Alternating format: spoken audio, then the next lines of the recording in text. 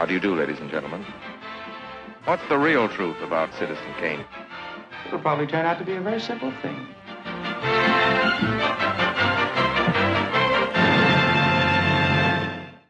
Hello, everybody. We hope you're doing well. I'm Parker.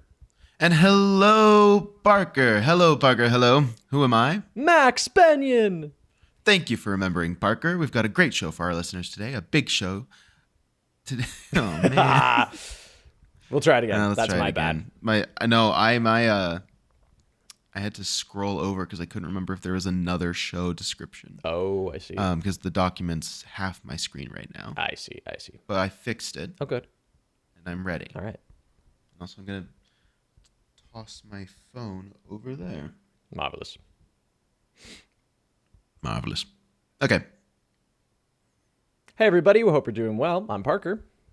And hello, Parker. Hello, Parker. Hello. Who am I? Max Bennion. Thank you for remembering, Parker. We've got a great show for our listeners today. A big show today. A Kane-sized show, which reminds me, what's the name of our podcast? It's Better Than Citizen Kane, the highly subjective show where we look at a movie and ask that titular question. Because when every movie ever made is a reasonable contender for the title of greatest film of all time, you have to wonder, better than Citizen Kane? So grab your shades, finally turn off the lights on your dad's storefront, and get ready to rock and roll as we discuss Tom Hanks' directorial debut, his underrated 1996 film Twitter fave, That Thing You Do. Now, Parker, correct me if I'm wrong, but this film is your biggest fan, isn't it? That's exactly right, yes. This film is my biggest fan. Has been That's for great. a very long time. We're very close. Aw. Obviously, that's a play off of, You're My Biggest Fan, said in this movie by Guy Patterson to Del Paxton. Indeed. Which is to say, Parker, you're a big fan of this movie. I'm a big fan of this movie. How long have you been a big fan of this movie? Okay, so interesting backstory with this. All growing up, my parents had a mixtape that they would play in the car. And on that mixtape was a lot of different things. A lot of like Queen and Beatles and Beach Boys and Regina Spektor. And in amongst all of this was the entire soundtrack for That Thing You Do. So I grew up listening to all of the songs in this movie in that context and being told, oh, it's from a movie. But like I knew all these songs as pop and rock songs. Like that was it. And then when Netflix first started getting going, my parents were like, oh, hey, we can rent the physical disc of That Thing You Do and have it shipped in the mail. And they had seen it back in college and really enjoyed it, which is why they had the soundtrack. But we had never watched it as a family. And so probably like 12, maybe 12 or 13, we watched this for the first time. And it's been just an absolute family staple ever since. It's one of those movies we all just get together and we watch and we love and we quote constantly. And it's kind of like a de facto text for my family's sense of humor. Yeah. Yeah. Wow. I love that. So it goes deep. What about you, Max? What is deep. What is your history with That Thing my You history with That Thing You Do.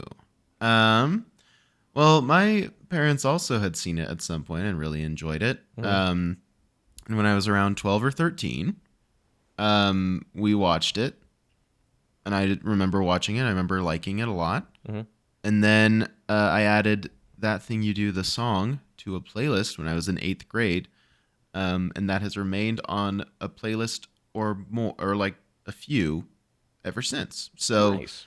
I didn't like immediately get attached to it as much, but I was like, oh, this is like a fun movie that I watched with my parents and I really like the music and I'm going to listen to the song.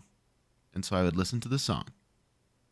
It's a good And song. that's pretty much it. And then, of course, obviously I alluded to it in the intro, but every once in a while, the clip of them hearing their song on the radio for the first time makes the rounds on Twitter. Yep. And everyone goes, this is the best sequence of joy in a film ever.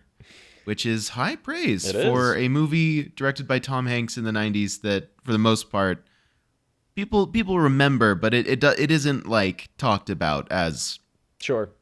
Is it? I don't know. I mean, it's kind of, it's very cult classic-y. Like the people who Right. know, and they kind of try to spread the good word, but it's not widely talked about. Like to the point that was it Cinefix or Collider? Some like very large like film YouTube channel did a series about like the best movie you've never heard of, and they had this in the rotation where they're like, hey, this movie's incredible, nobody talks about it. So I think it's kind of a little underground still. Well, and when who's the Fountains of Wayne lead singer who wrote the music for this? Oh, shoot. It's Andy Schlesinger, I think. I think so. I'm we should probably double check that, name. but let's move forward with that. Yeah. When he passed away, I remember there was this outpouring of love for his songs, not only from his band, but especially That Thing You Do, because he so expertly recreated songs from this era, from the 60s. Yeah, Adam Schlesinger. Okay, great. And I'm probably mispronouncing that, but yes. Hey. But yeah, so I mean, I feel like that's another part of this film's kind of legacy, is kind of the boost, not a boost, but like when he like passed away. Yeah. I feel like there was another outpouring of love. It feels like it's in people's hearts, but it's just not talked about. Totally. A lot. So yeah, I'd agree with that. That's where I'm at with it. But what do you know about its production, Parker? Do you? Yeah, so I have some research, not as much as I would have liked, because dear listeners, I was moving this weekend and I was a little busy. This is Parker's birthday pick, and he has been so busy moving apartments. Yeah, but thank goodness it's all locked up here. It's just I would have liked to have done a bit more research, but I have lots of things to talk about. Sure. Also, real quick, can we get a happy birthday for Parker Rawlins? Happy birthday, shucks, guys! Thanks. Yeah. So everyone said it in unison. They did. Yeah, I heard it in echo their cars across or their homes, across the world. Amazing. You heard it just now? Well, in the future, it echoed through time. Wow. All right, what's the research? Okay, so this film is written and directed by Tom Hanks. His only writer-director credit. Just a little known dude. His only writer-director credit, but he has directed since. There's one movie. Yeah. Directed, which is not as classically beloved. No. Which I don't even know the name of off the top of my head, but I do know that it exists. Yes, but this is his one like doing both, right? So it was interesting. He started writing, like he had the idea kicking around in his brain for ages, because he talks about how he was either 8 or 9 when the Beatles played on the Ed Sullivan Show, and that was just like it was pretty soon after the Kennedy assassination, I believe, 1964. Yeah, and so he was talking about how like in the midst of all of that, like it was such like a joyful sound to hear the Beatles playing, and just like really got attached to them. And he was inspired by when Ringo Starr got tonsillitis in 1964 and was replaced by Jimmy Nicol for like 8 weeks on tour. Yeah. And he's like, what must that be like? So like, what was his life like for like 8 weeks? Is just kind of getting subbed in for this huge band or whatever. And that was kind of the impetus of the idea, and it had been kicking around in his brain for 3 decades, basically. But he wrote the first treatment while he was doing Forrest Gump, because he was doing Forrest Gump and Philadelphia, and he was just caught up in all of that press and Oscar buzz and all these things. He's like, I needed something completely separate. I needed something completely unrelated to any of that I could just pour myself into as like a safe haven. So he wrote an 11-page treatment during Forrest Gump. He started working on the first draft, wrote the first draft in about 3 months. He would regularly call up Nora Ephron and workshop it with her. Oh, and he would pick her brain about it. And he's like, because she would be really honest with me of like, you have too many characters. Like, you've got to focus in on these things. And like, she was really helpful kind of honing all of this together. He started talking with Jonathan Demme, who had worked on it with Philadelphia. And he's like, I really want you to produce this. And he's like, I think this is really great. I think you should get in touch with these other people who would be a better fit for this. But like, I want to support you. And so Demme helped pass the film along to like a development stage, but they removed Hanks's name from the script so that it could just be judged on its own merits from investors. And people really loved it. And it was like considered high priority. They're like, this is a really fun script, before they even knew Tom Hanks was involved. Yeah. So they did like a very underground early reading. Ethan Hawke was there. He played one of the band members for this early reading. 90s Ethan Hawke? Yeah. But Steve Zahn was also there, and that's how he got in with all of this, is that he and Ethan Hawke had done, they owned a theater company together with a few other people, and so he let him know about this. He went, that's how Tom Hanks met him, and they were like, oh, okay, great. And so that was kind of the impetus of all of this. And Tom Hanks talks about how, like, when he was writing it, he really wanted the option for viewers to like pick your favorite Wonder the way you could with the Beatles. He's like, everybody should have their screen time. Everybody should have their moment, and kind of put it all together. So he starts working on casting once the script is greenlit. It's really funny because Tom Everett Scott, who plays Guy Patterson, the lead, he really liked Tom in the audition. And the first thing he said to him, he's like, are you sick of people telling you that you look like me? And he's like, yeah. He's like, it's a lot. He's like, I get it a lot. And he really liked Tom Scott, but he wasn't going to cast him because he thought he looked too much like him.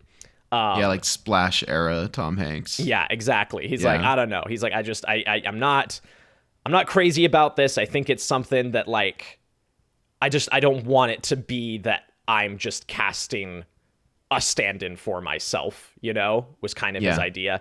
And so he was going to pass on him, but back at home, he was watching through all of these and just kind of had them on the TV while he was doing his stuff.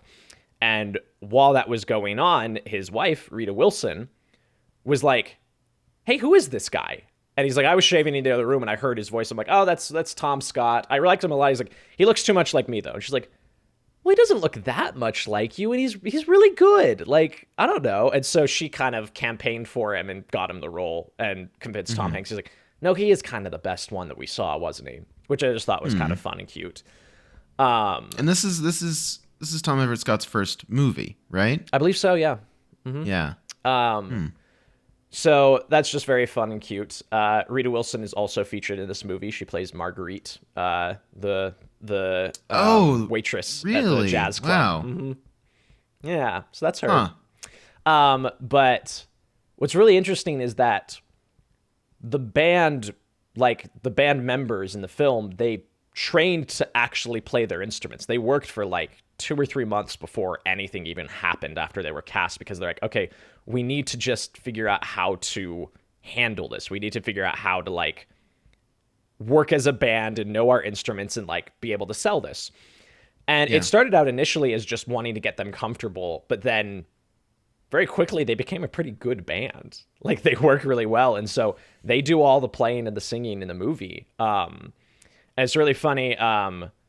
Jonathan Sinech, who plays Jimmy, he talks about how like the first time they went, they get there and they have their trainers, and their trainer described Jonathan like they handed him a guitar. He's like, it was like we handed him like a giant fish. He had no idea, like the most awkward holding of an instrument you'd ever seen in your life, but just like very quickly became a lot more comfortable. But the reason I bring this up is because when they did their read-through with the cast, Tom Hanks told them, he's like, hey, I would really love whenever we get to a song in the script, you guys hop up and play the song and sing, and then sit back down and like just we can get like a full feel of it. And they all took it to heart, so they went and got matching suits for the read-through that they wore, and then each time they just hop up over to like their kits and play, and then come sit back down.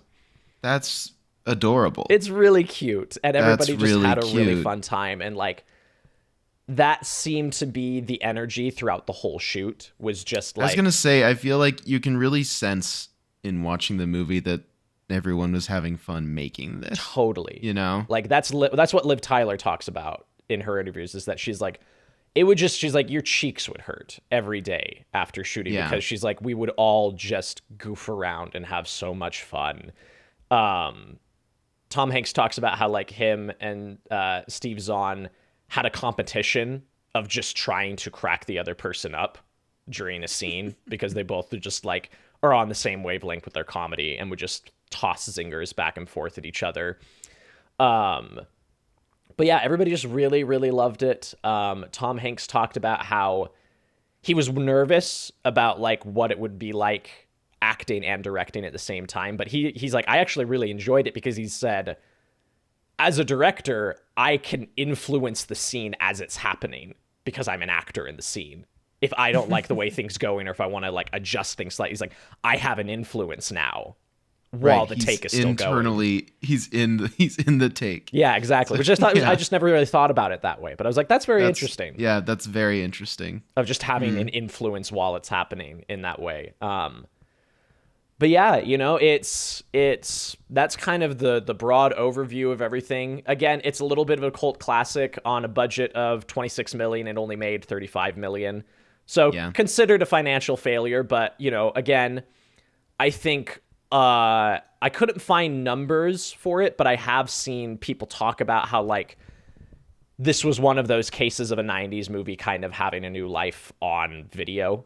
Like rental sales and DVD purchases were a lot higher than expected. But again, I couldn't find an actual figure. But yeah, so just kind of a general overview of the way this movie was put together and made. Great. Yeah. Cool. Well, I feel like we should probably do a summary. I think so. So, I mean, would you like to take a stab at that? Sure. Or... I can handle that. Great. Okay, so that thing you do, we open meeting Guy Patterson, our main character, who works at his...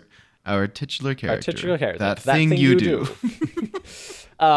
He's working at his family's appliance store, and we get kind of a glimpse of his life during the opening credits scene of he's pretty good at his job, doesn't seem to like it a whole lot. And whenever the day is done, he sticks around and he's got a drum kit in the basement and he puts on his favorite jazz record and he plays drums along with the jazz record. And that's kind of his life. And that's what we see. His father is very belligerent in a very goofy way. He calls him up and talks about it. He's like, hey, why are the lights still on? Like, what are you doing? Just kind of, you're stupid. Come on, turn off the lights. It's nighttime. And so all this stuff. And then we very quickly get introduced to the rest of the bandmates. Guy goes out for breakfast and he runs across some friends of his.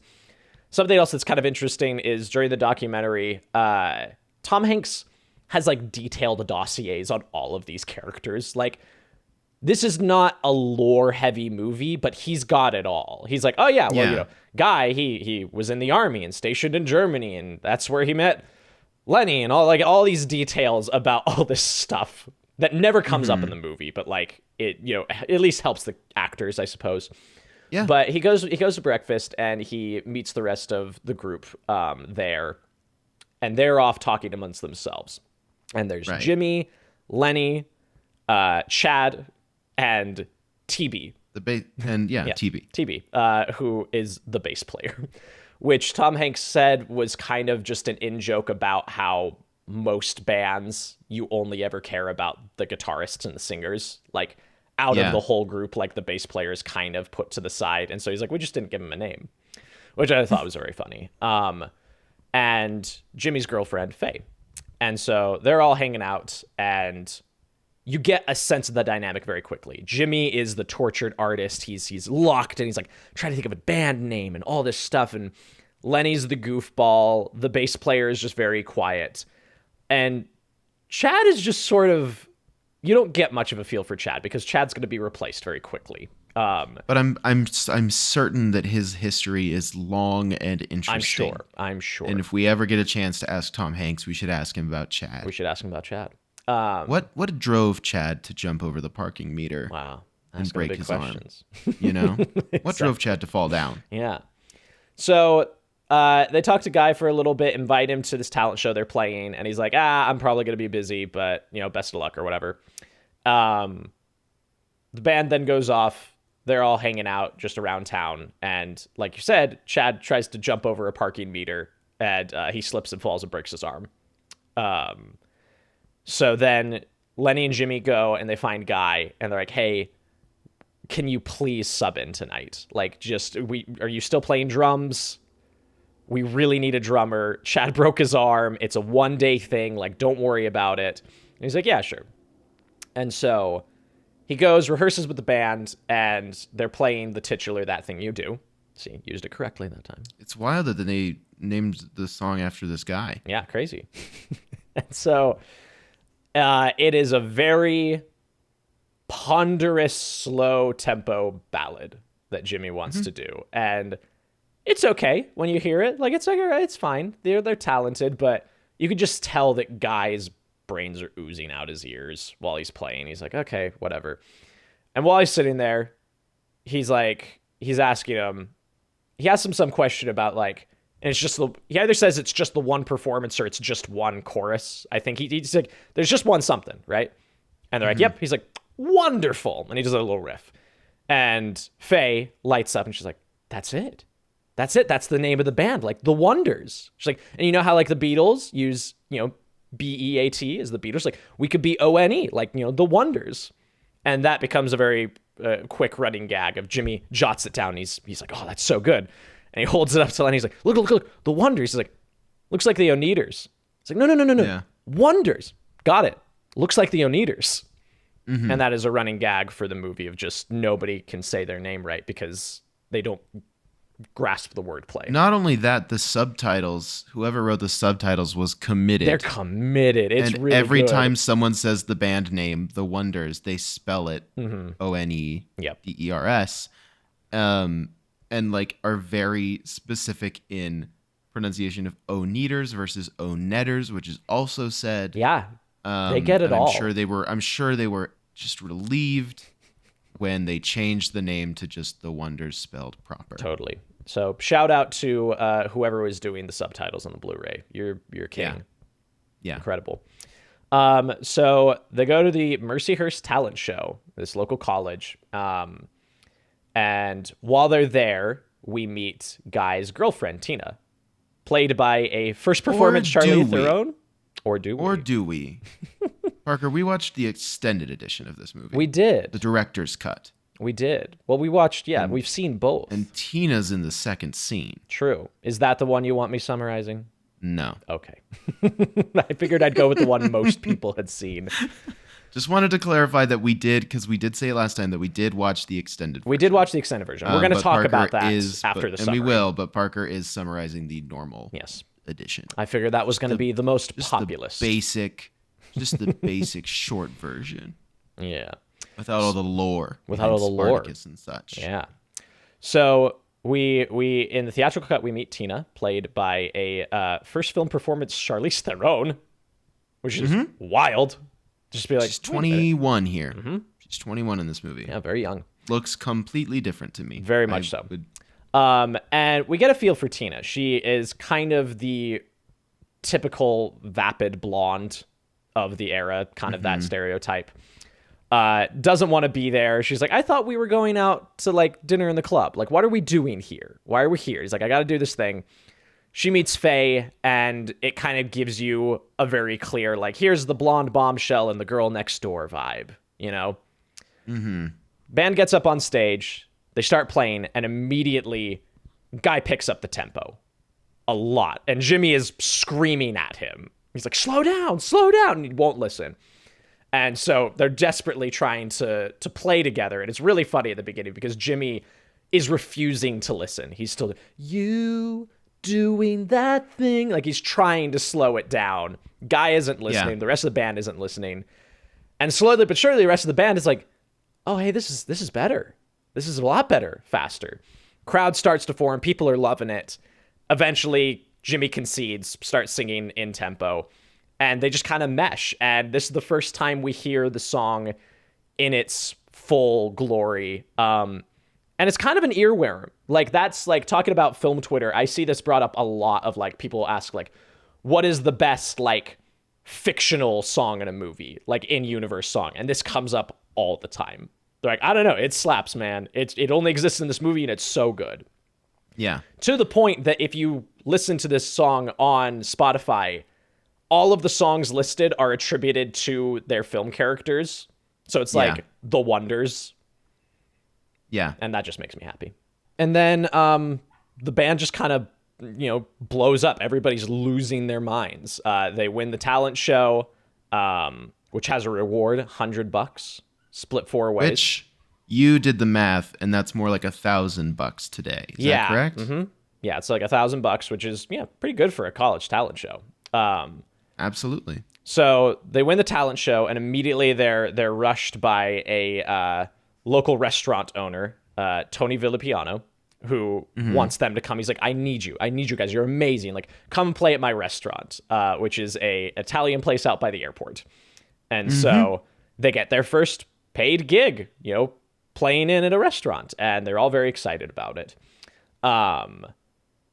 And they go, and afterwards they're driving home, and Guy's with Tina, and he's just really excited about it. He's like, I love this so much. She doesn't care. She's fishing about Faye. She's like, oh, hey, Faye's kind of cute. He ignores her. He's just like in the moment of just like, man, I love playing drums. Like I did a band with my uncle. It sucked, but like, we're really good. We're award winning now. Like, isn't that exciting? And so, yeah. And something that I really like about these like first kind of scenes of them playing together as a band is that you get the sense that like Erie, Pennsylvania feels very small. Like I really like that this is set in a college. I just feel like there's a very lacking college setting for movies about like musicians, that sort of thing. It feels like there's always kind of the draw of like high schoolers, like 18, like 16, 17, 18. That I like that these are like 20-year-olds, 20-somethings. I think that's really fun. But also just like the nature of like the kid who keeps yelling out at the talent show is really fun. And then like the restaurant too, it just feels very like, this feels like a very origin story of a town kind of position. I think they sell that well here. Totally. So. Yeah, I agree. And that's something I like that as well. And I think it's a really good element throughout all of this. So yeah, they've got their first gig. So they go to Villapiano's. They're playing Jimmy's kind of boring ballad, All My Only Dreams, which title, like you and I sat and were like, that kind of means nothing. But only for the first time this time. Yeah. I've seen this like a few times. And like twice in the last, I saw it like a few months ago. And I'd never picked up on it until this watch where I was like, all my only dreams. Like, you are all my only dreams. Yeah. Like, what is that, Jimmy? Yeah. What are you doing, Jimmy? Really that good of a writer? I don't know. And so they're playing that, and they get some smattering of applause. And then that same kid who was razzing the host at the college show came to see them because he loves their music. He's like, when are you going to play that thing you do? And so they play that, everybody loses their mind kind of a thing. And they have a really successful set. We have a very quick joke of Guy once again leaving the lights on, and his dad has to come turn them off. That's a family quote that my family does all the time, is just his dad's little rant as he gets out of the car. Back at Villapiano's, night is over. They get their money for the gig, and they're hanging out, and the same kid is like, hey, love your music, love the song, want to know where I can get the record. And he's ushered out because it's after hours. And Guy's like, hey, what do you think about that? Like, we could do a record. And they're like, we're not a real band. Like, this is just a thing we're doing. He's like, no, like we could make a record that people listen to. We could sell it here for like $1 a piece. Like, couldn't that be exciting?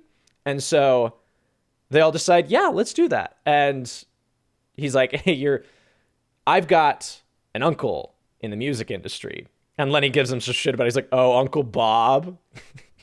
He records church music. But they know a guy who can help them record. And so that's one of my favorite smash cuts in history, is they're at Villapiano's talking about it. And he's like, well, he wouldn't do it for free, and we have to watch our language. And in the middle of that thing you do, there is like a moment where it builds. Or it's like, and I just can't take it anymore. And it goes into a scream. It's like, wow. And I do it quietly because I don't want to blow out the mic. And that was really gentle. Yeah, it's a gentle scream. It was really, wow. Yeah, it's an ASMR scream. Ooh. Here we are. Lo-fi that thing you do. But just on the scream, it smash cuts to a stained glass window of Jesus. And I don't know, that just makes me laugh every time to just hear a rock scream and then Jesus Christ. Yeah. It's good stuff. They recorded with Uncle Bob. They've got the records. They come back to Villapiano's. They're selling them. Cameo by Chris Isaacs. Yes, cameo by Chris Isaacs. Hello, Chris Isaacs as Uncle Bob. Who may suck now? That's a headline that might have passed through my mind in the last little bit. Not like I made it up. Sure. Like, yeah. I saw it and it passed through my mind. Not just I saw it in my mind's eye. I might have just said, I think Chris Isaacs sucks now. Yeah. But I don't know. Just throwing that out there Sure. as well. But Chris Isaacs is there. Yeah, and he is. cameos as Uncle Bob. Mm-hmm. A very 90s very like Totally. mid to late 90s cameo. Yeah.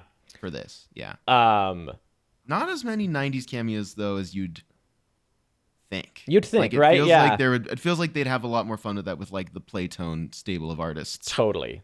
They'd be like, and here's a person. I mean, I think it works that it's not that. Yeah. But you'd almost expect it. You would expect it, I think. So they get the record. They start selling them.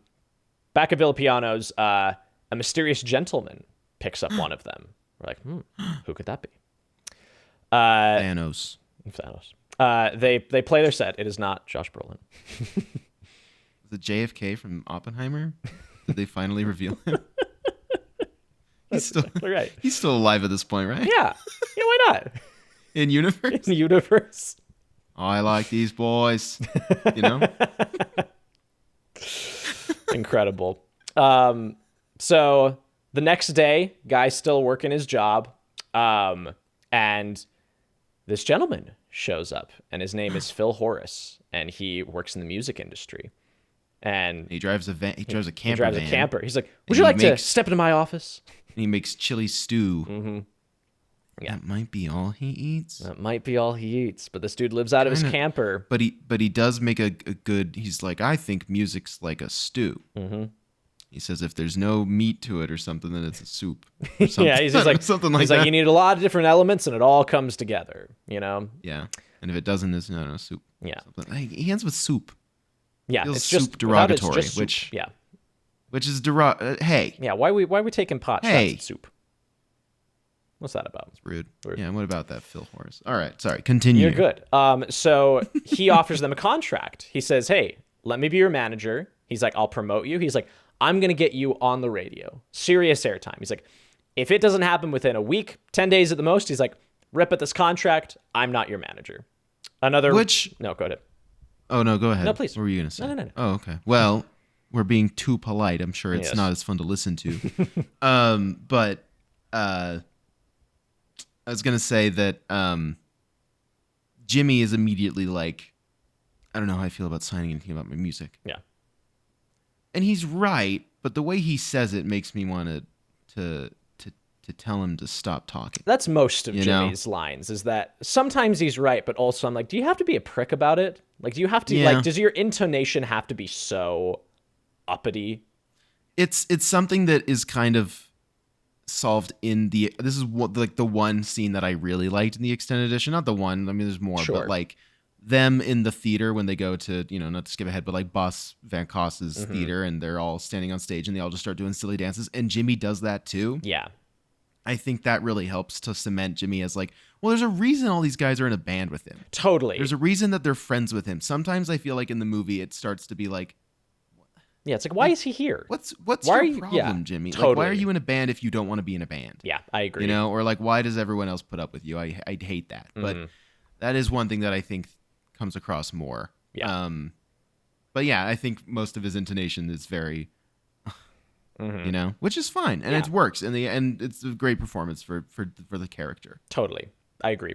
But yeah, so that was, you actually just hit it on the head. I was going to bring that similar thing up of, Jimmy is really hesitant about it, and Lenny has one of the better, like, it's just, Steve Zahn is so funny in this movie, but Jimmy's like, I don't know, I'm hesitant to sign anything about my music. Lenny goes, are you kidding?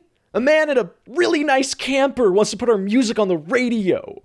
Like, where's a pen? Give me a pen. I'm signing. You're signing. We're all signing. And we God bless Steve Zahn in this movie. God bless Steve Zahn in this movie, man. I love Have you Lenny. seen him in much else? What else is? I mean, he had a run as the dad in the Diary of a Wimpy Kids movie. Oh wow! Yeah. I bet that's at the top of his name I think on so. IMDb. I bet it's It's not Greg. I don't know what their dad's name is. Mr. Heffley, and then it's Lenny. Yeah.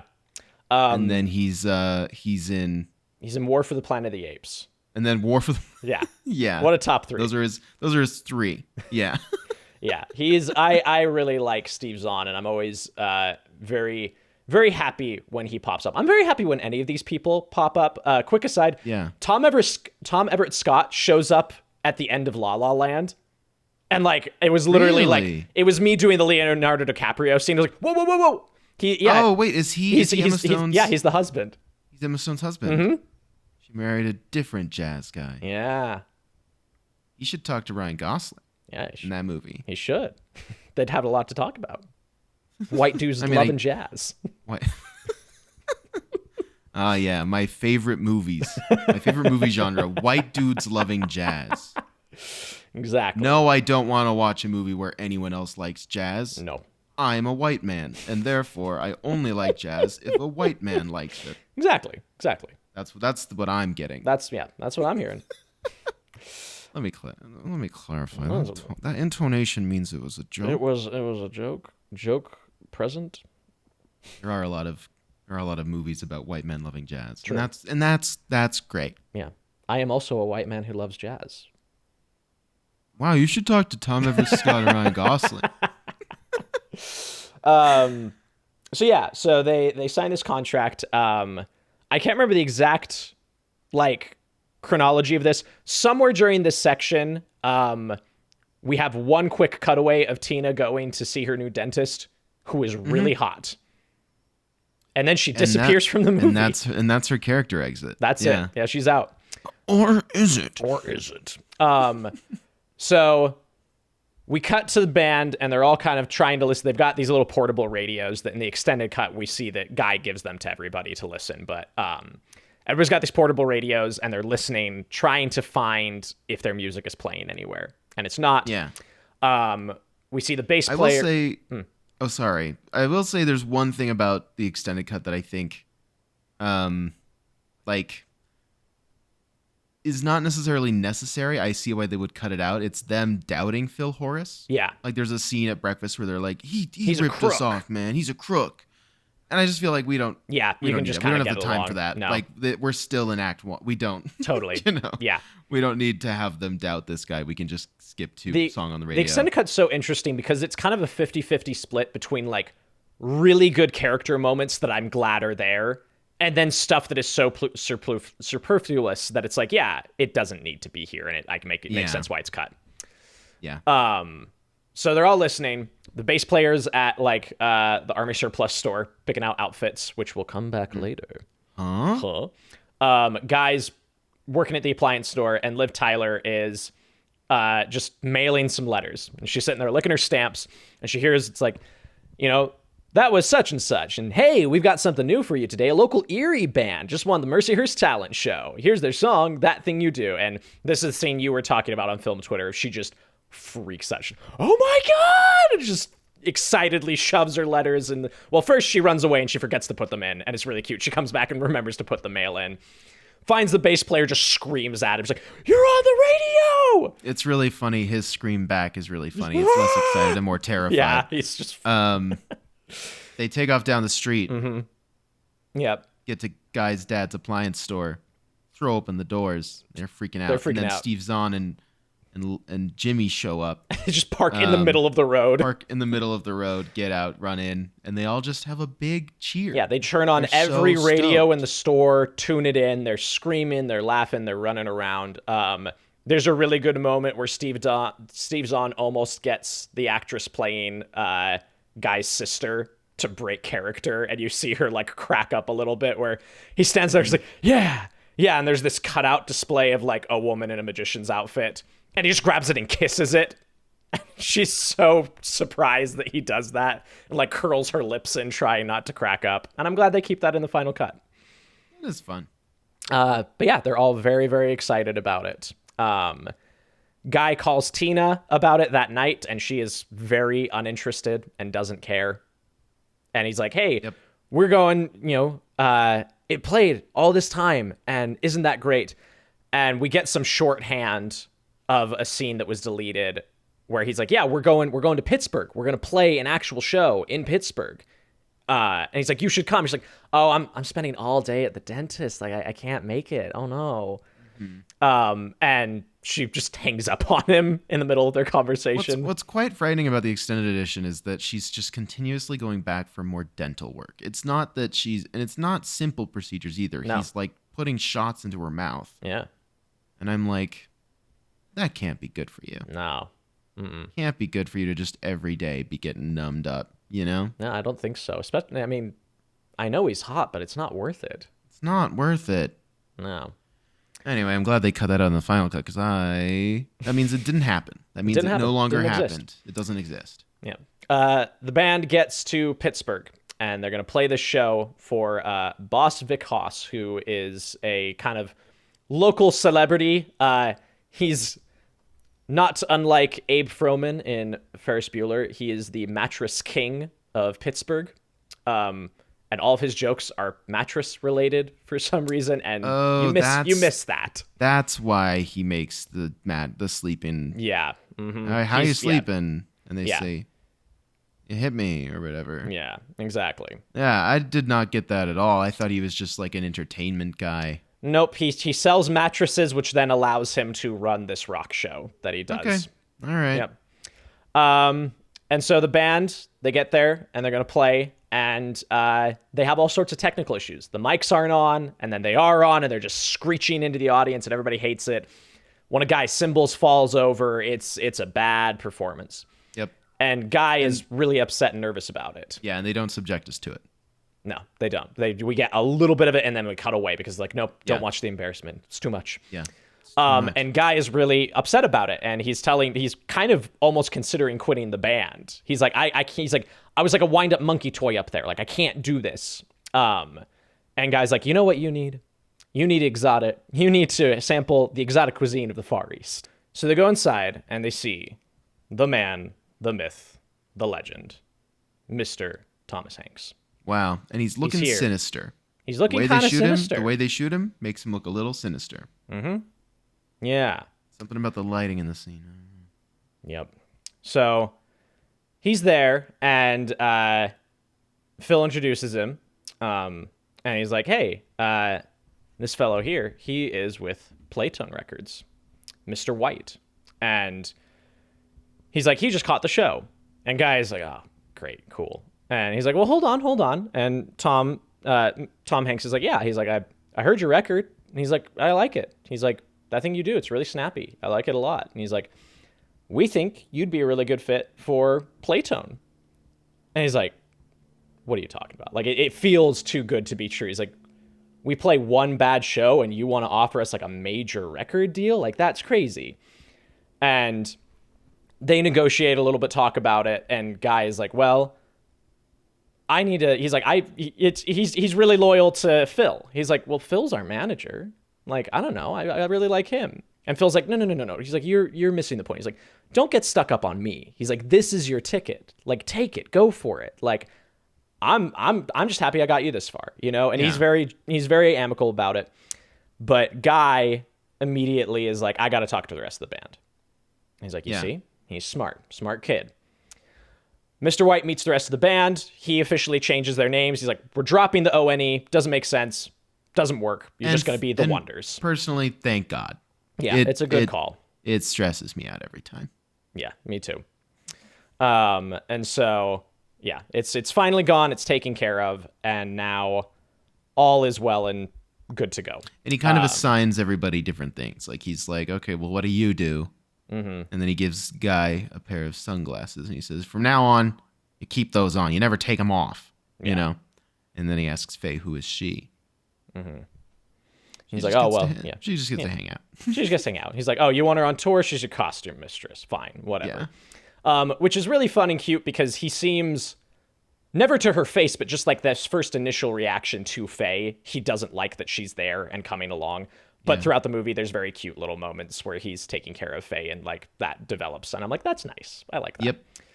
Yep. So yeah, they head off on tour. But it's revealed that the bass player, he's like, all right, we're just going to tour until October. And the bass player's like, I can't. He's like, I signed up for the Marines back home, and I've got a report at the end of August.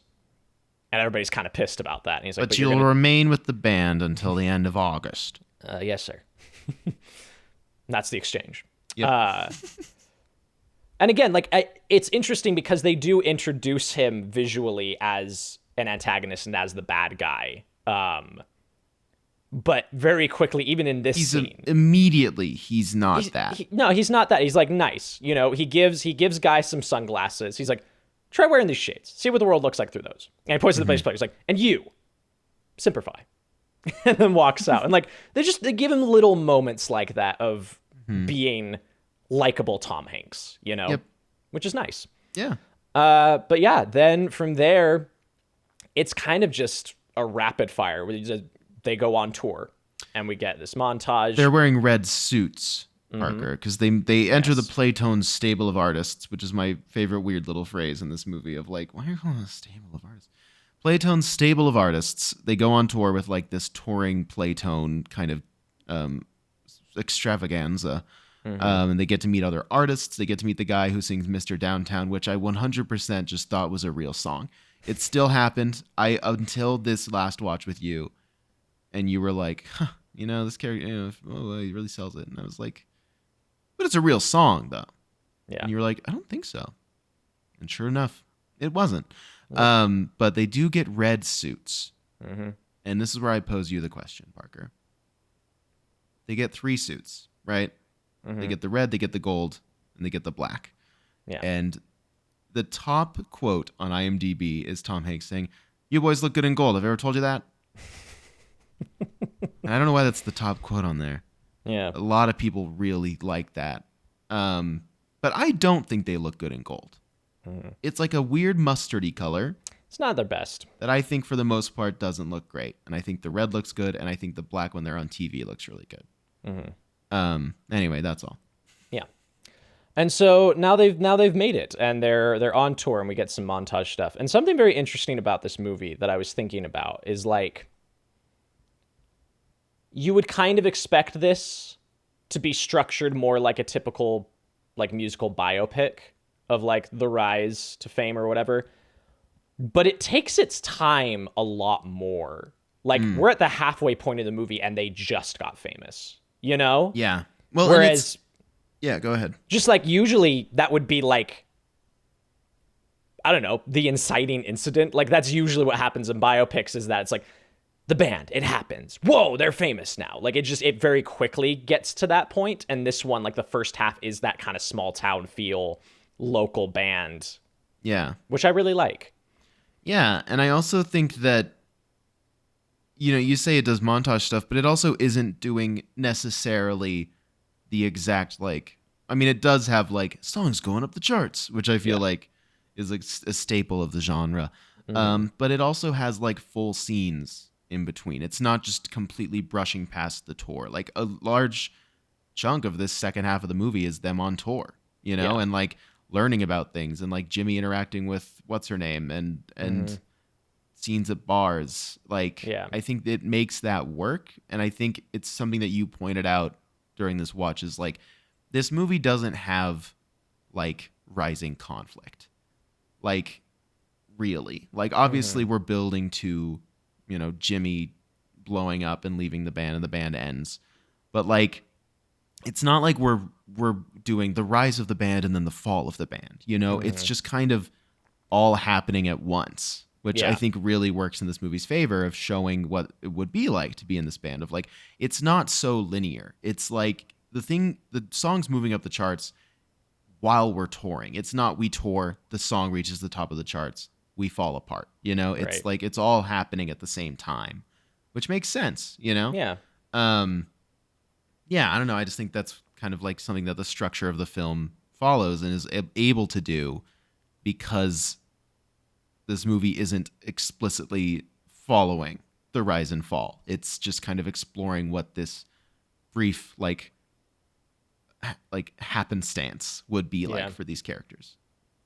Nope, I agree. So we get this montage. During all of this, we see that Jimmy starts getting close with one of the other singers, Diane Dane, who's kind of a musical diva in, probably like her mid-40s, late 40s kind of a thing. And she and Jimmy are very flirty. And it's one of those things where it's like, dude, you're dating Liv Tyler and she's obsessed with you. What are you doing? But another one of those moments boo, Well, in Jimmy. fairness, they used a really odd picture of Liv Tyler for the cover of the movie. So They did. That's a very good point. No, but not really. Yeah. Well, Jimmy just sucks, Jimmy boo, does suck. as you say. Boo on Jimmy. Boo on Jimmy. This whole section kind of gets capped off with they do a performance and then they go back down to the dressing rooms and Tom Hanks has received some news and he's like, hey, that thing you do is like the highest selling single in the history of the label. Like you guys now are like number 7 on Billboard. You have a top 10 record. And he's like, we're flying out to coast, like state tours are small potatoes. We got to move. So they're off to California now. They've got one more big thing. So they hop on, they rush out and you get your Beatles scene of everybody going nuts for the band and all the girls are like, shades. Put the shades on. Give them what they want. Give them what they want. They freak out. As they're getting into the limo, Liv Tyler gets separated from the group. Faye is held back by guards who think that she's just another fan. Yeah. Jimmy just gets in the car. But Guy, Skitch, if you will, comes back and gets her. Yeah. And something that they do in the extended cut is more flesh out the friendship between Guy and Faye, and I think that is something that is missed a little bit in the final cut, in like the theatrical cut. Yeah. And we'll talk a little bit more about that later. But I just thought that obviously this is a big moment. Yeah, I agree. And so, they take care of that and they get her in and they're off to the coast. And on the airplane, Faye is sick. She's not feeling well. And so Guy takes care of her. He lays down a pillow and he's like, you have a fever. You need a lace here. You need to take care. So she gets some rest. He goes back to, Lenny comes in. He says, hey, Guy, meeting with Hair Playtone. So he has to go talk to Tom Hanks. And another one of those little character moments, he sits down and the first thing he says is like, I don't think Faye's feeling very well. He's sitting next to Jimmy. And Jimmy looks at him and ignores him and goes, when are we cutting our next record? Yeah. Like he just doesn't care at all about Faye. Yeah. And I'm like, ugh, don't like it. He's on that musician grind, Parker. I guess so. I suppose so. He's just got to focus in, lock in, I suppose. But Tom Hanks tells them, he's like, hey, we're going to go. We're staying at this nice hotel. You guys are going to be in a major motion picture. And we're going to go and we're going to promote the record. You have to go make, he's like, we have to go make pilgrimage and meet Saul Seiler, the head of Playtone. You got to go pay your respects. He's like, and if I can manage it, we're going to try to get you guys on live TV on the Hollywood Television Showcase. Yeah. Before everybody, which is kind of their sub-in for the Ed Sullivan Show. Yep. And so they're like, great. They get there. They're in California. The major motion picture that they're doing is a Jake and Anita movie. Some kind of fluffy beach movie. Very clam bake. Very clam bake. Very much so. And they're playing the band. They're cameoing as a Captain Geach and the Shrimp Shack Shooters. Yeah. Jimmy is livid, doesn't want to be here, thinks he's like, we look like monkeys. What are we doing here? He's like, we should be making records. Everybody else is just happy to be there. They're having a good time. They're like, dude, this is silly. It's fun. It's whatever. We're getting paid so much money to do this. A cameo by Jonathan Demme, who appears as the director of the Jake and Anita movie. Yep. Very fun. Very fun. They go to Playtone and they meet Mr. Saul Seiler, who is brass and loud. And something that's interesting, I do miss it in the theatrical cut. In the extended cut, he makes up some story about how he found the Wonders. He's like, I'm driving through Texas. I find this dive bar. There's these kids and they're playing. Everybody loves them. He's like, I sign them immediately. And they're all like, we've never been to Texas and we've never met you, but they're just kind of going with it. And Guy has a moment. He turns to Tom and he's like, you found us. You discovered. He's like, what does it matter? How did you enjoy Texas? Like, he's like, this is how it's played. This is how it's done. And I missed that in the theatrical cut. They just kind of, he's like, these are my new boys, the Wonders. And then he goes off. Yeah. Well, Jimmy also approaches him. Yeah, Jimmy approaches him. He's like, I have some new songs that I want to write. And he screams at him. He's like, you want to talk to me during my lunchtime? Auditions during my lunchtime? Yeah, Tom Hanks freaks out. He ushers him away. Yeah. Lenny meets this blonde bombshell. A lot of blonde bombshells in this movie. It's the era. What can I say? And so, you know. It's the era, Max. Yeah, come on, Max. In the 60s, you could either be blonde bombshell, girl next door, or other woman. And so Lenny meets this girl and he hits it off with her. Her name's Kitty. And so they go back to the hotel and Jimmy's really upset. He's like, this guy doesn't even know who we are. He probably hasn't even heard that thing you do. He's like, this is the man in control of like our creative destinies. He's really upset about it. Lenny doesn't care. He's like, oh yeah, oh no, what bunch of lying snakes paying us, putting us up on a 5-star hotel. Like, oh geez. And Jimmy's like, Diane Dane warned me about this. And Faye gets kind of tense. And Guy also picks up on it. And he's like, well, Diane Dane, what'd she have to say? He's like, never trust a label. And I'm starting to believe her. And Lenny gives him some shit about it. And he's like, I'm sorry, I'm bugging you. I guess I'm alone in my principles. And Lenny gets, in my opinion, the best joke in the movie. It is. Jimmy storms off. He's like, oh no, there he goes off to write that hit song, Alone in My Principles. It's really good. Really a very natural delivery from Steve Zahn. Yeah, he's great. Faye tries to defend Jimmy with the craziest thing. She's like, you guys have to understand, like, in high school, Jimmy tested at genius levels, so that's why he's not, you know. And they're all just kind of quiet. And she's like, I feel terrible. I'm going to go lay down. And so she leaves. Lenny goes off with his date. And Guy and the bass player are going to go check out L.A. They run into some Marines in the lobby, and immediately the bass player is like, I'm going to be joining your ranks soon, and I can already do 100 push-ups. So the Marine's like, do it right now. Do it right now. And so he starts hanging out with the Marines, and Guy's like, well, he's a lost cause.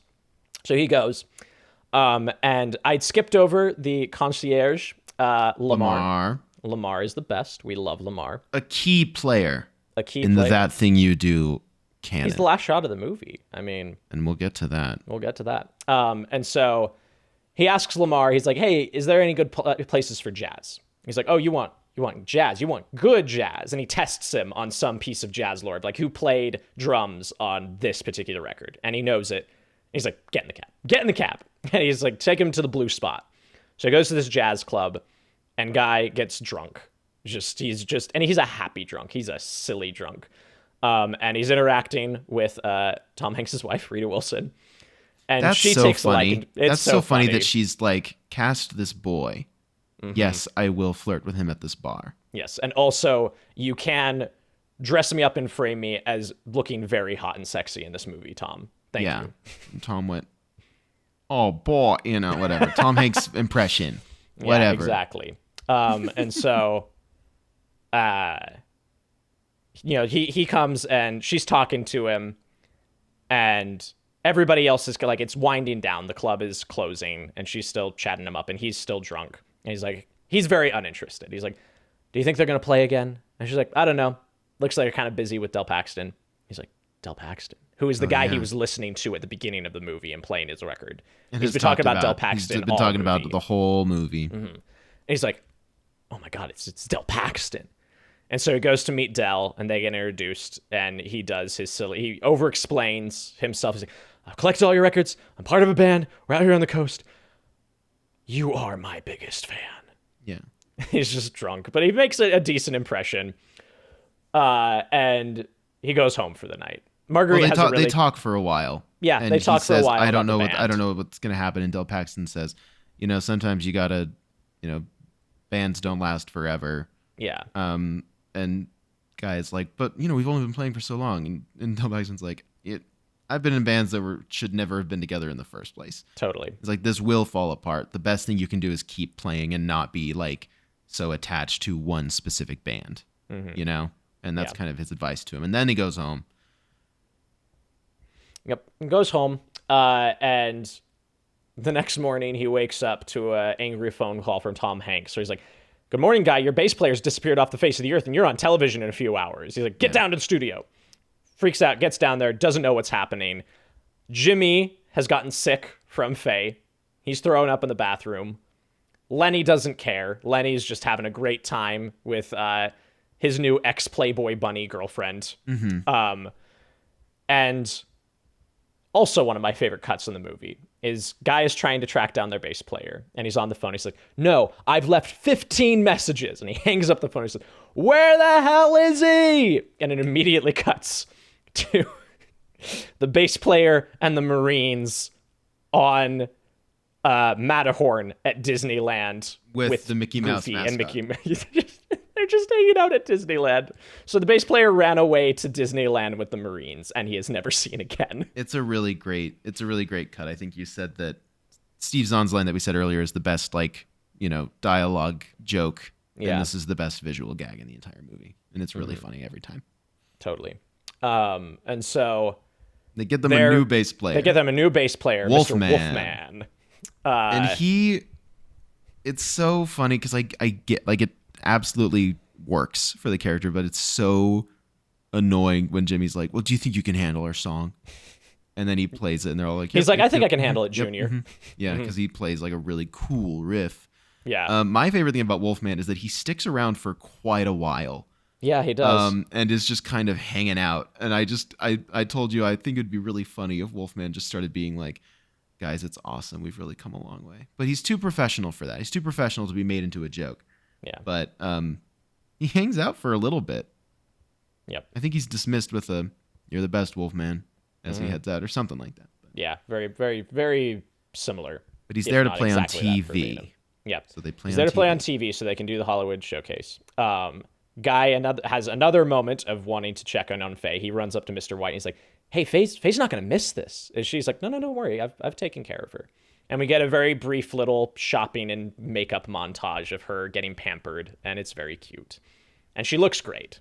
It is. And also in the extended edition, it's alluded to more so that Mr. White, played by Tom Hanks, is gay. Yeah. Which I find interesting in only that the Beatles do exist in this movie. Mm-hmm. They exist in this universe. Yeah, they make jokes about him. And I just think it's really neat that these two bands both have gay managers. Yeah. You know? Yeah, I do like that as well. And it's still there in the theatrical cut, but it's a lot more like explicit in the extended cut. It's also interesting something about this movie that I find really interesting is like to so blatantly be playing off of the Beatles, but not to remove the Beatles entirely from the equation. Yeah.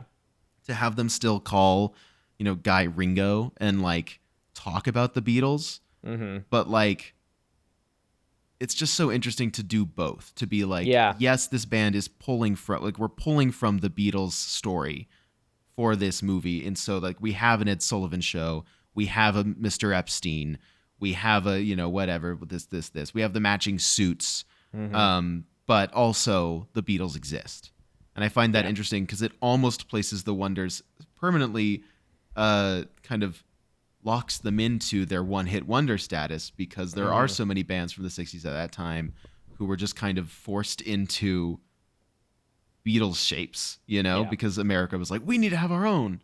I don't know. It's something that I find interesting that the movie plays with so directly and also does not just rid us of the Beatles or only have like one passing mention. Totally. Like if you only had the radio joke of like, no, not those ones, of like Mop Heads from the East or whatever. Yeah. That would be like, oh, wow, that's so funny. But like by explicitly saying the Beatles and Ringo and stuff, it's just, I don't know. I find that interesting that I agree. That they do both. Yeah, it's nice that they do both. I think it works in the movie's benefit for sure. But yeah, so they get to the Hollywood showcase and they perform That Thing You Do for I think the 6th time in the movie. They do. And Guy's family's at home. His dad is a fan now. Yeah, he's excited because he's made it. He can Guy's now on TV. Yeah, he's on TV, so now it's official. It's real. Yeah. So yeah, his family's watching. I skipped over Chad, the ex-drummer, starts working at Patterson's Appliance, so he's He and also Guy there. just swapped lives. Yeah. Really. What's Chad's story, Tom? That's a good question. Tell us about Chad. Yeah. So they play, and everybody goes nuts, and it's a good performance. While they're playing, you've got the television people during the bridge of the song. They go and are doing these close-ups on everybody with little name tags attached to them. There's some really good stuff. They cut to Wolfman. Wolfman, too scary, cut. So they go to somebody else. And when they get to Jimmy, again, riffing on the Beatles thing, it says Jimmy, and underneath it says, careful girls, he's engaged. Yeah. And Jimmy, this is so funny to me because this isn't how television stations work. I don't think he would be able to see the monitor. It shows him glance over to where a monitor might be. Yeah.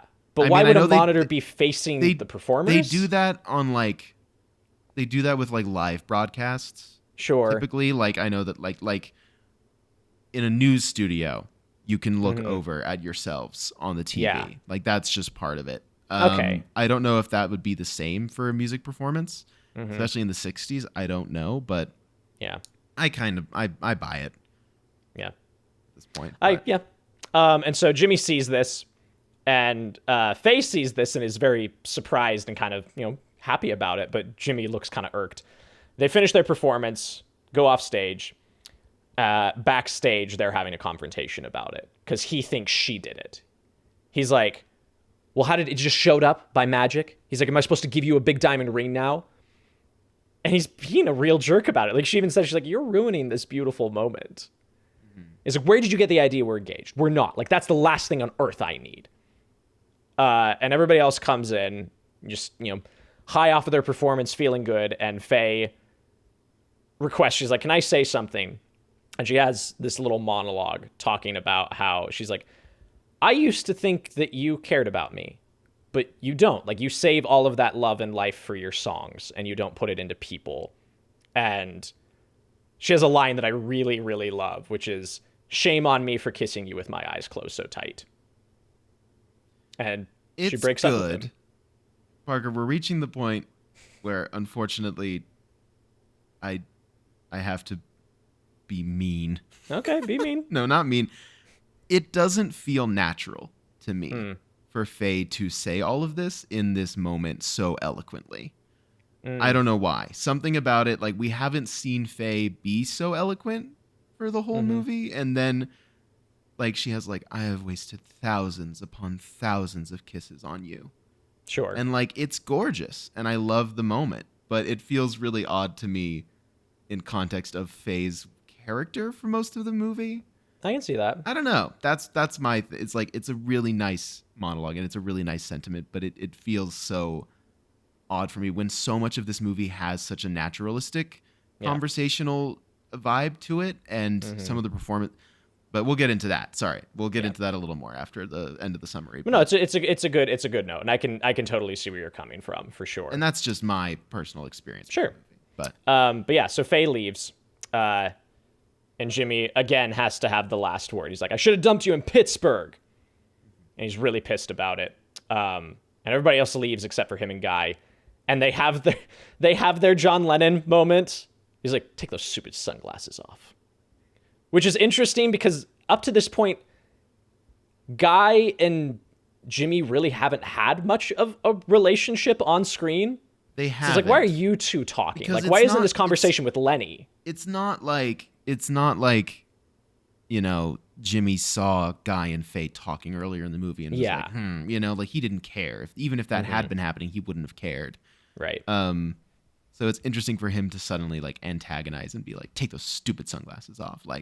You don't even see him being like, Mr. White's making you more of a star than me, and I'm the right. I feel like that's something that could exist here. Yeah. I'm sure that internally that's what Jimmy, the character, is feeling and thinking about it. But yeah, you're right. It's interesting that they don't really give them that much conflict together leading up to this moment. But it works. I think it works in the moment. I think him saying that, you get a sense that he's hated that the whole time. Totally. So it's odd that they put those two in the John and Paul roles when that should be Lenny and Jimmy. But, Lenny and Jimmy have been, writing together for a long time. Right. So I don't, it is an odd little thing, and I get it because like in context of the movie, it is that like kind of non-existent love triangle between the three of them, which is why this conversation happens for like us, the audience. Yeah. But in context of the movie, it's just a kind of an odd choice. They get to the studio to record a new record. Jimmy is being belligerent. And he's like, we record my songs or we don't record at all. And Tom Hanks pulls rank on him. He's like, you didn't read the contract you signed. It says you do what I tell you to do. So you're going to cover other people's songs. You're going to record that thing you do in Spanish. Mm-hmm. He's like, and we'll give you some songs. He's like, I don't want any of your lovers lament crap. He's like, I want something snappy. I want something up-tempo. And Jimmy walks up to the mic and does something that the actor says people on the street will do to him constantly. Like if people recognize him from the movie, they will come up to him and they go, I quit. Yeah. I quit. And they do his little song. So he quits the band and he leaves. And it's just Guy. Like everybody else is gone. He's like, where's Lenny? He's like, I have no idea. Smash cut. Lenny is in Vegas and he got married. And he's never been so happy. Back at the studio, Tom Hanks, it's just him and Guy. Wolfman leaves. And he's like, the Wonders are in breach of contract. And Guy gets really scared. He's like, I'm sorry. He's like, it's fine. He's like, bands break up. Nobody's going to prison. Jail. Yeah. He's like, well, I'm still part of a band and we still have a hit record. He's like, yeah, you do. He's like, you one-hit wonders. It's a very common tale. And he tells him, hey, you can stick around if you want. You're out of the hotel today. Like you're not on Playtone's Playtone's payroll anymore. And he tells him, he's like, you know what, Guy? He's like, Phil was right. He's like, you are the smart one. He's like, Lenny's the fool, Jimmy's the talent, and Faye's special, isn't she? And that's kind of the first time you see Guy even consider that he has feelings for Faye. Mm-hmm. And so Tom Hanks leaves. Guy stays in the studio. He just messes around on the drums. And a figure in the recording booth is listening. And he walks out and it's Del Paxton. And he remembers him from the club. And he's like, hey, let's jam together. He's like, oh, let's jam. Yeah. So they play together and it's very fun. And then he gets back to the hotel. In the theatrical cut, Guy just returns to the hotel holding a bunch of stuff. A box of stuff, and you don't know what it is. Yeah. But the extended cut, he calls the dude from like the jazz radio station. They went on the radio. That's one thing that we forgot to touch upon. They went on the radio earlier. Went on the radio. And Guy talked about Del Paxton on the the radio, because the radio guy was like, what's the music that, really kind of made you excited about music? And they all say whatever. Yeah. And then Guy is like genuinely has real answers and talks about jazz. And the radio DJ just like, oh, wow. Oh, yeah. So he calls this dude, tells him he's hanging out with Del Paxton. He's like, can you record talking to him? And he's like, I mean, yeah, I'm in a recording studio. He's like, if you get that, he's like, I'll give you a job. He's like, you can have the slot talking to jazz legends. Like, and so he has a job now. You miss all of that in the theatrical cut. You get a very clumsy ADR line when he's talking to Faye behind his head where he's like, I think I might have found a job, so I'm going to stick around here. And that's all we get in the theatrical cut. Which is wild in the theatrical cut because it's like, what's your job, jamming with Del Paxton? Yeah, it's like, okay, that's sure, not a I job, guess. Guy. You like, yeah. But yeah. So he goes back to the hotel. Lamar is like, everybody left except for Faye. She's at the counter alone. It's not right. Go talk to her.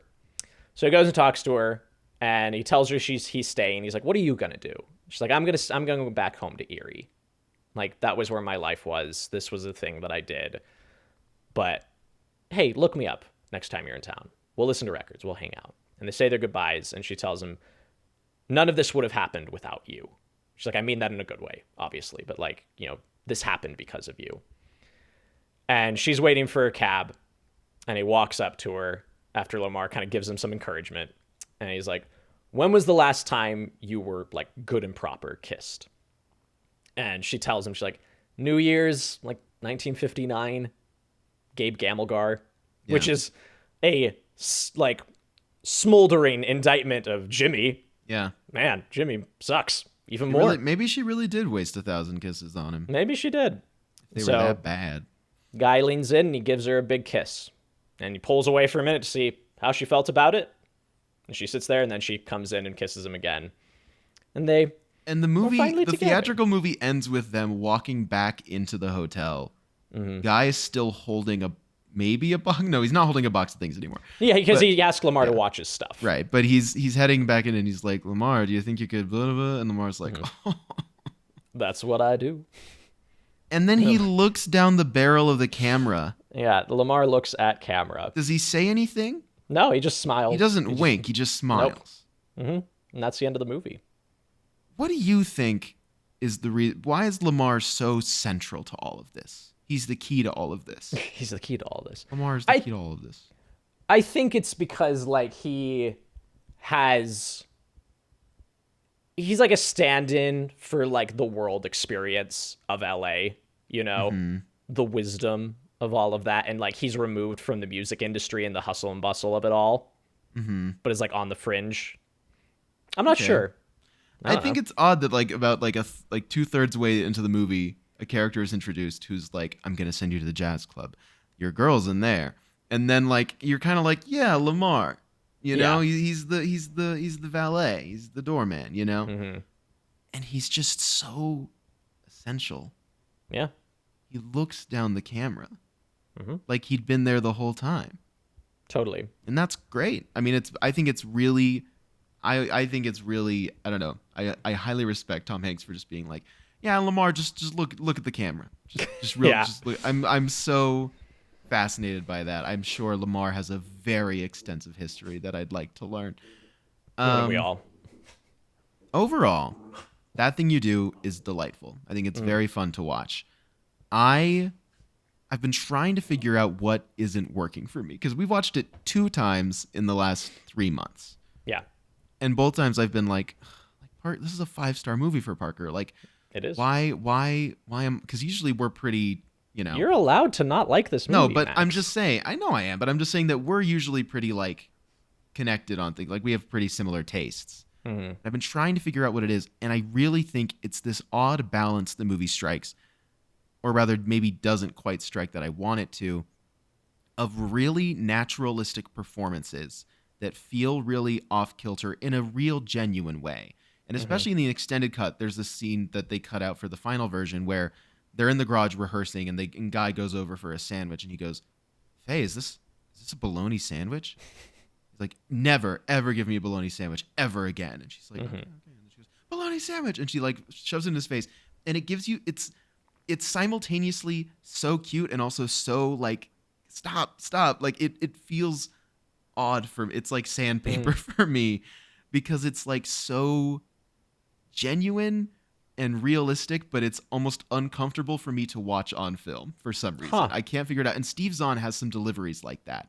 Yeah. Where sometimes he'll say something and I'm like, I get why that's funny and I get why you're like doing this so that I'm like endeared to his character, but I'm also like, it falls between like this like realistic delivery and this like very like forced attempt at like, these are real people. And it's just hard for me. Some of the line deliveries, and I think Tom Everett Scott is the most like this for me, where I am so half and half on him. Where there are so many strong moments from him where I really get the characterization of Guy and I get who he is, and I've met people who are like Guy, and like it absolutely works. And then sometimes I'm just like, what are you doing? Like the way he says Spartacus sometimes, I'm like, that is how a real guy would talk. But it, for some reason, coming from a character, it feels weird. I don't know what it is. I'm like simultaneously like, this is so real, and also I'm like, it feels so unreal to me.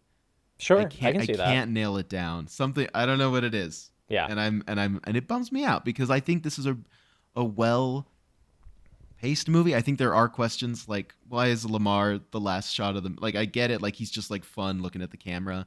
And there's like certain, I guess maybe not as much after the extended version. There's things that make more sense. But like the Tina subplot is odd in both versions of the movie. Yeah. There's just some things that don't work. But overall for me, I'm like, this is a well-made movie. This is a lot of fun. And just for some reason for me, it's like sometimes the line deliveries just kind of, it's hard for me to watch for some reason in some ways. But still an absolutely very fun movie that I think overall really works. And I really enjoy. Yeah, and it's there you go. okay to have whatever feelings you have about it, because I mean, like, we've run into that of, you really love David Copperfield, Yeah. and I was like, oh, it was fun, it was good. Yeah. And it was about where I stopped with it, and that's Yeah. fine. And you know? that's fine. Yeah. Great. But do you have any last thoughts about that thing you do?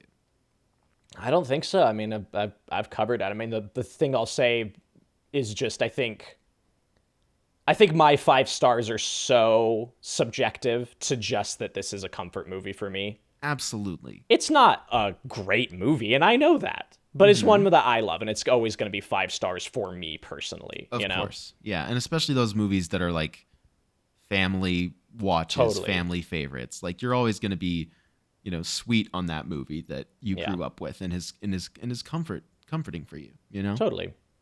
Yeah, exactly. So I love that. I love that you love this movie. I think do that's love this movie. fantastic. And I think it was a great pick for your birthday.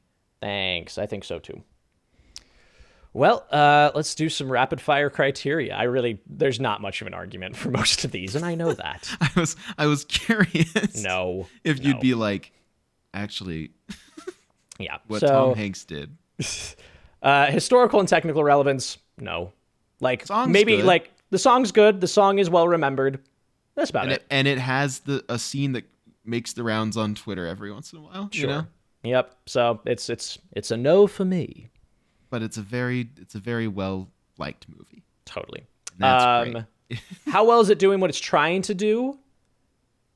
I don't know. I think Tom Hanks set out to make a light, fluffy, no stakes comedy, and I think he succeeds in that personally. Yeah, it's funny. Yeah. I don't think Funny. it's doing what it's doing better than Citizen Kane, but I think it's doing what it's doing well. It's doing what it's doing very, very well. That is true. Yes. Yep. My point for how well you're connecting with it would go to this. I would much rather watch this any day of the week other than Citizen Kane, but I would be curious to know where you land on that.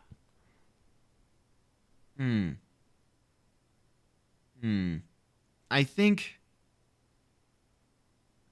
that's hard for me, Parker, because this is a very enjoyable movie.